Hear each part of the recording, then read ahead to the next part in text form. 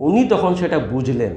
আর আজকে 2023 সালে আমরা এসে আমরা ফিজিশিয়ান হিসেবে বুঝলাম যে মানুষকে কী করে ওষুধ খাওয়াতে হবে, মানুষকে কীভাবে অপারেশন করতে হবে, মানুষকে কীভাবে কাটা যাবে, মানুষের কাছ থেকে কীভাবে টাকা আদায় করা যাবে, মানুষের কাছ থেকে একটা মানুষকে বারবার কন্টিনিউ একটা অসুস্থতার মধ্যে ধরে রেখে কীভাবে আমার কাছে রাখা যাবে, এসব প্রতিযোগিতা চলছে। কথা ঠিক কি না? তাহলে এই জায়গায় দাঁড়িয়ে তাহলে আমরা যে কাজগুলো করছি, যে চিকিৎসা ব্যবস্থার মধ্য দিয়ে আমরা আজ জীবনকাল অতিবাহিত করছি, তাতে কি মনে হয় যে আমরা সুস্থ থাকব? সুস্থ থাকব না। এবং বাস্তবিক ক্ষেত্রেই বাস্তব চিত্র দেখতে বোঝা যায় যে আপনি আপনার চারিদিক তাকলে দেখতে পাবেন প্রায় প্রত্যেকটা লোকই অসুস্থ। এখানে যতজন বসে আছেন একটু হাত তোলেন তো দেখি কে সুস্থ, পরিপূর্ণ সুস্থ। হাত তোলেন। একটা হাতও উঠছে না। কোনো একটা সমস্যায় আক্রান্ত, অসুস্থ, হাত তোলেন। আপনি অসুস্থ আছেন কোনো একটা সমস্যায়, কে হাত তোলেন দেখি। সবাই অসুস্থ। তাহলে এই যে জায়গাটা, আমি ছোট্ট গোটা 50-এর মধ্যে আমি একটা সমীক্ষা করতে পারলাম যে এতজন লোক অসুস্থ, মানে আমাদের গ্লোবালি এখন সবাই অসুস্থ।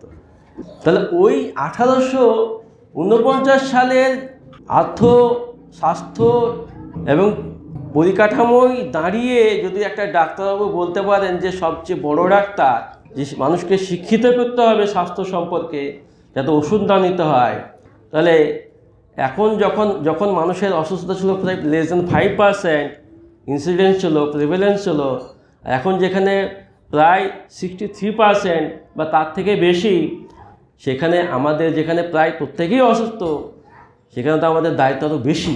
সেখানে আমাদের কর্তব্য, নীতিবোধ, বিবেক তো আরও বেশি করে কাজ করা উচিত, যাতে মানুষকে সুস্থ রাখা যায়, যাতে মানুষ যত ওষুধ কম নিয়ে ভালো থাকতে পারে তার ব্যবস্থা করা যায়। এই জন্যই আমাদের প্রত্যেকটা লোককে জানতে হবে আমরা অসুস্থ কেন হয়ে আছি, আমরা কেন এত অসুস্থ, এটা আমাদের জানতে হবে।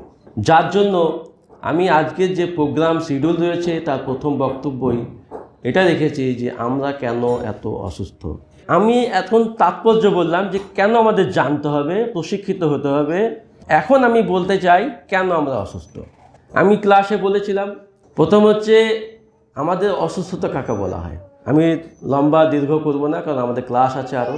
সংক্ষেপে বলি, আমাদের সুস্থতা হচ্ছে একটা অবস্থা, দেহের মধ্যে একটা অবস্থা, যে অবস্থায় মানসিক এবং শারীরিক সমস্ত রকমের কষ্ট, সমস্যা আমার থাকবে না, তখন তাকে বলা হয় সুস্থতা। মানে আমার internal physical, physiological, chemical, biochemical, metabolical সমস্ত কিছু, অ্যানাটমিক্যাল সমস্ত কিছু নর্মাল থাকবে, স্বাভাবিক থাকবে। যখন আমি সুস্থ মন এবং দেহ নিয়ে জীবনযাপন করতে পারবো, তখন আমি সুস্থ। এই জায়গা থেকে যখন আমার দেহ মন বিচ্যুত হয়ে যাবে, সরে যাবে, আমার ইন্টারনাল হোমিওস্ট্যাসিস সেটা যখন বিচ্যুত হবে, নষ্ট হবে, তখন আমার দেহের মধ্যে কোথায় সমস্যাটা হচ্ছে, কোন অর্গানে কোন টিস্যুতে এফেক্টটা পড়ছে, কোথায় হোমিওস্ট্যাসিসটা ডিস্টার্ব করছে, তার পরিপ্রেক্ষিতে বিভিন্ন সমস্যা দেখা দেবে। মাথায় হলে মাথা, চোখে হলে চোখে, নাকে হলে নাকে, পেটে হলে পেটে, বুকে হলে বুকে, বা বিভিন্ন অর্গানে যখন যেখানে সমস্যা ওই ডিস্টার্বটা আসবে, তখন সেই অঙ্গের সাপেক্ষে আমার সমস্যা আসবে। একটা মানুষের মাথায় সমস্যা, তার নিশ্চয় পায়ের ব্যথা হবে না। তো এই হচ্ছে ব্যাপার। তো এই যে এতগুলো জিনিস, আমাদের বেসিক জিনিস যেটা স্বাস্থ্য সম্পর্কে, সেটা আমাদের জানতে হবে। যেহেতু আমি যে স্বাস্থ্য নিয়ে আমাদের পুরো জীবনের মূল লক্ষ্য, সেটা ইহকাল আর পরকাল যে কালেই হোক না কেন, আমাদের জীবনের মূল লক্ষ্য কিন্তু সুস্থতা। মানেন কেউ? সুস্থতা। কীভাবে সুস্থতা? আপনি এই যে খাওয়া দাওয়া করেন, যোগা করেন, জিম করেন, এই যে আপনি সকালে ঘুম থেকে ওঠেন, এই যে আপনি জামা কাপড় পরেন, এই যে শীতের কালে আপনি মোটা পোশাক পরেছেন, গরম পোশাক পরেছেন, কিসের জন্য? সুস্থ থাকার জন্য। এই যে আপনি খাচ্ছেন, 3 বেলা খেতে হচ্ছে, কিসের জন্য? দেহ শক্তি দিয়ে সুস্থ থাকার জন্য। এই যে আপনি পরিবারে একটা শৃঙ্খলা রেখেছেন, সেই শৃঙ্খলা কিসের জন্য? পরিবারে সুস্থতা রাখার জন্য। নানাবিধ কাজ, আমাদের জীবনে যত কাজ সবই আমার দেহ এবং মনকে সুস্থ রাখার জন্য। এই যে অনেকে টিভি দেখতে যায়, মানে সিনেমা দেখতে যায়, যে যেটা ভালোবাসে, কেউ সিনেমা দেখে, কেউ নাটক দেখে, কেউ হয়তো ইসলামিক জলসা শুনে, গজল শুনে, কেউ তেলাওয়াত শুনে। এই যে আমরা শুনি, এগুলো কিসের জন্য? সুস্থ হওয়ার জন্য, মনে শান্তি পাওয়ার জন্য। তো আমাদের এই যে সুস্থতার জন্য আমরা সমস্ত কাজ করে চলেছি। তাহলে সুস্থতা সম্পর্কে, অসুস্থতা সম্পর্কে আমাদের জানা দরকার। তো যে দেহ মন নিয়ে আমি চলবো, যে দেহের অবয়বের মধ্যে, পরিকাঠামোর মধ্যে আমার মনটা, আমার আত্মাটা আল্লাহ ঢুকিয়ে দিয়েছেন, ফুঁ দিয়ে দিয়েছেন, সেই আত্মা কেমন থাকবে, কোন অবস্থায় কেমন থাকবে, তাকে কীভাবে সুস্থ রাখতে হবে। যে অবয়বের মধ্যে আছে, যে খাঁচার মধ্যে আছে, সেই খাঁচাটাকে কীভাবে ভালো রাখতে হবে। চোখ, কান, নাক, গলা, বুক, পিঠ, পেট, লিভার, কিডনি, হার্ট, তারপরে হচ্ছে যৌনাঙ্গ, চুল, সব কিছু কীভাবে যত্ন করতে হবে, কীভাবে তার কেয়ার নিতে হবে, বেসিক নলেজটা কিন্তু সবার রাখতে হবে। আপনি হয়তো মহাপণ্ডিত হবেন না, কিন্তু বেসিক জিনিসটা জানলে যেটা হবে যে আপনি অসুস্থ যাতে না হন তার একটা প্রাথমিক ব্যবস্থা আপনি করতে পারবেন। তাহলে এই যে টেন্ডেন্সি বাড়ছে, রোগ হওয়ার প্রবণতা বাড়ছে, সংখ্যা বাড়ছে, সেই সংখ্যাটা আমরা কমাতে পারব। 1849 সালে যখন মানুষের রোগ সংখ্যা এত কম, রোগের সংখ্যা, রোগীর সংখ্যা যখন এত কম, নিশ্চয় ব্লকে ব্লকে হসপিটাল ছিল না, নিশ্চয় পাড়ায় পাড়ায় কোয়াক ডাক্তার ছিল না, নিশ্চয় জেলায় জেলায় সদর হসপিটাল ছিল না, বা জেলা হসপিটাল ছিল না, বা সুপার স্পেশালিটি হসপিটাল ছিল না। প্রত্যেকটা শহরে, টাউনে টাউনে বড় বড় chamber, diagnostic centre, CT scan, MRI, imaging centre ছিল না? ছিল মনে হয়, ছিল না। তো সেই সময় থেকে এই সময়ে যে স্বাস্থ্যের বিভিন্ন ব্যবস্থার চরম উৎকর্ষতা লাভ করেছে, তারপরেও এগুলোর উদ্দেশ্য কি?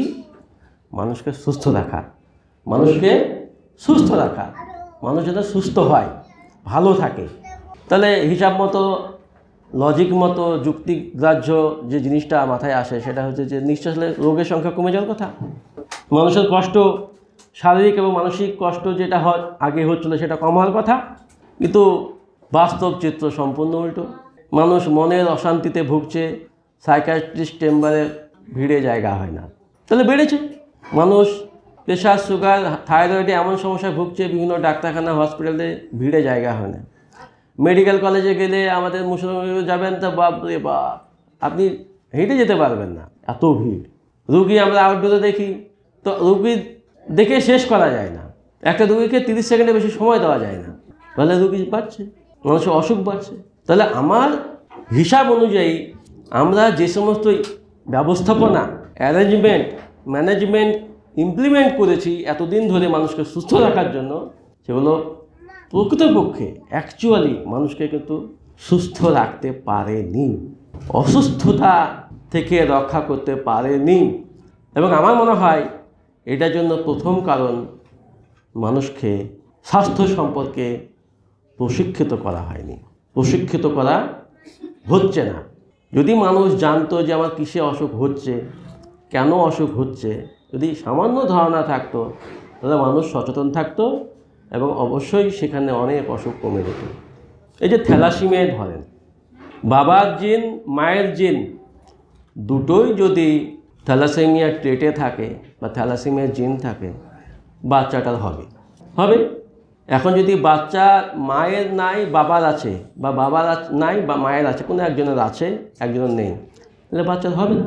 এটা আমরা জেনেছি। তাহলে আমরা এই নিরিখে কী করছি না, আমি থ্যালাসেমিয়া থেকে আমার পরবর্তী প্রজন্ম, আমার সন্তান যারা হবে, যারা পৃথিবীতে আসবে, তারা যত সুস্থভাবে আসতে পারে তার জন্য আমরা এখন পদক্ষেপ নিয়েছি। মানুষকে শিক্ষিত করছি কি না, বিয়ের আগে অন্ততপক্ষে থ্যালাসেমিয়া চেকগুলো করো। ঠিক? তাহলে আমরা থ্যালাসেমিয়া নিয়ে যেভাবে মানুষকে সচেতন করলাম, প্রশিক্ষিত করছি, তেমনিভাবে প্রেশার, সুগার, থাইরয়েড, নার্ভের যন্ত্রণা, কোমর ব্যথা, ঘাড়ে ব্যথা, মাইগ্রেন, চোখের সমস্যা, চোখের ছানি, তারপরে হচ্ছে বিভিন্ন মেয়েদের তলপেটের বিভিন্ন সমস্যা, সেই সম্পর্কে কি আমরা পদক্ষেপ নিয়েছি? নেই, পরিপূর্ণভাবে নেওয়া এখনও হয়নি।